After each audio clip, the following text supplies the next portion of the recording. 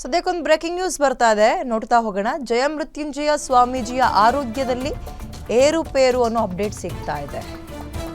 ಜಯಮೃತ್ಯುಂಜಯ ಸ್ವಾಮೀಜಿ ಆರೋಗ್ಯದಲ್ಲಿ ಏರುಪೇರು, ದಿಢೀರಂತ ಆಸ್ಪತ್ರೆಗೆ ದಾಖಲಾಗಿದ್ದಾರೆ. ಕೂಡಲ ಸಂಗಮ ಶ್ರೀಗಳು ಜಯಮೃತ್ಯುಂಜಯ ಸ್ವಾಮೀಜಿಗಳು ಬಾಗಲಕೋಟೆ ಕೆರೂಡಿ ಖಾಸಗಿ ಆಸ್ಪತ್ರೆಗೆ ದಾಖಲಾಗಿದ್ದಾರೆ. ತುರ್ತು ನಿಗಾ ಘಟಕದಲ್ಲಿ ಅಂದರೆ ಐಸಿಯುನಲ್ಲಿ ಅವರಿಗೆ ಟ್ರೀಟ್ಮೆಂಟ್ ಅನ್ನು ಕೂಡ ಕೊಡಲಾಗ್ತಾ ಇದೆ. ಬೆಳಗಿನ ಜಾವ ತಲೆನೋವು, ವಾಂತಿ, ಎದೆನೋವು ಅಂತ ಇದ್ರಂತೆ. ಸ್ವಾಮೀಜಿಯನ್ನು ಆಸ್ಪತ್ರೆಗೆ ಭಕ್ತರು ಕೂಡಲೇ ಕರ್ಕೊಬಂದು ದಾಖಲು ಮಾಡಿದ್ದಾರೆ. ಜಯಮೃತ್ಯುಂಜಯ ಸ್ವಾಮೀಜಿ ಆರೋಗ್ಯದಲ್ಲಿ ಏರುಪೇರು, ಅವರಿಗೆ ಕಂಡು ಬಂದಂತಹ ಸಿಂಪ್ಟಮ್ಸ್ ವಾಮಿಟ್ ಆಗ್ತಾ ಇತ್ತು, ಮತ್ತು ಚೆಸ್ಟ್ ಪೇಯ್ನು, ಹಾಗೆ ಹೆಡ್ಏಕ್ ಅಂದರೆ ತಲೆನೋವು ಅಂತ ಕೂಡ ಹೇಳಿದ್ರಂತೆ. ಸಿಂಪ್ಟಮ್ಸ್ ಹೇಳ್ತಾ ಇದ್ದಂತೆ ಬಾಗಲಕೋಟೆಯ ಕೆರೂಡಿ ಒಂದು ಪ್ರೈವೇಟ್ ಹಾಸ್ಪಿಟಲ್ಗೆ ICUಗೆ ಕರ್ಕೊಬಂದು ಅಡ್ಮಿಟ್ ಮಾಡಿದ್ದಾರೆ. ಬೆಳಗಿನ ಜಾವ ಶ್ರೀಗಳಿಗೆ ಅದೇ ತಲೆನೋವು, ವಾಂತಿ, ಎದೆನೋವು ಅಂತ ಹೇಳಿದ್ರು ಅನ್ನೋ ಹಿನ್ನೆಲೆಯಲ್ಲಿ ಜಯಮೃತ್ಯುಂಜಯ ಶ್ರೀಗಳು ಸದ್ಯ ಆಸ್ಪತ್ರೆಗೆ ದಾಖಲಾಗಿದ್ದಾರೆ.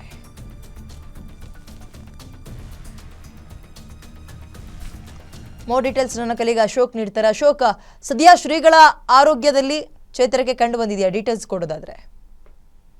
ಈಗ ಏನು ಬಾಗಲಕೋಟೆ ಜಿಲ್ಲೆ ಏನು ಹುಣಗುಂದ ತಾಲೂಕಿನ ಪವಿತ್ರ ಏನು ಕೋಲಸಂಗಮ ಕ್ಷೇತ್ರ ಇದೆ. ಪಂಚಮಸಾಲಿ ಶ್ರೀಗಳಿಗೆ ಇದೀಗ ಅನಾರೋಗ್ಯ ಕಂಡು ಬಂದ ಹಿನ್ನೆಲೆಯಲ್ಲಿ ಬಾಗಲಕೋಟೆ ಖಾಸಗಿ ಆಸ್ಪತ್ರೆಗೆ ದಾಖಲಾಗಿರುವಂತದ್ದು.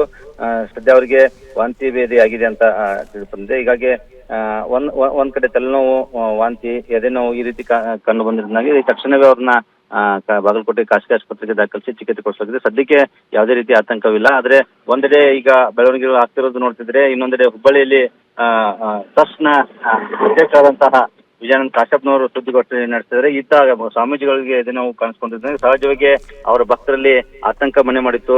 ಯಾಕಂದ್ರೆ ಸಾಕಷ್ಟು ಬೆಳವಣಿಗೆ ಆಗ್ತಿದೆ. ಕಳೆದ ಒಂದ್ 2-3 ದಿನಗಳ ಹಿಂದೆ ಅಷ್ಟೇ ಸ್ವಾಮೀಜಿ ಅವರು ಏನು ಅವ್ರನ್ನ ಮನವೊಲಿಸಿ ಒಂದು ಕೋಲಸಂಗಮ ಏನು ಪಂಚಮಸಾಲಿ ಹೇಗಿದ್ದಾರೆ? ಹೆಲ್ತ್ ರಿಪೋರ್ಟ್ ಏನಾದ್ರು ಕೊಟ್ರ ಡಾಕ್ಟರ್ ಅಶೋಕ್?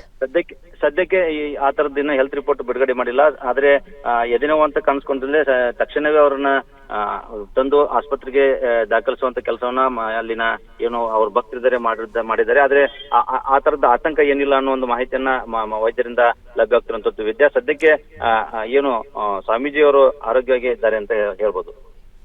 ಓಕೆ, ಧನ್ಯವಾದ ಡೀಟೇಲ್ಸ್ಗೆ.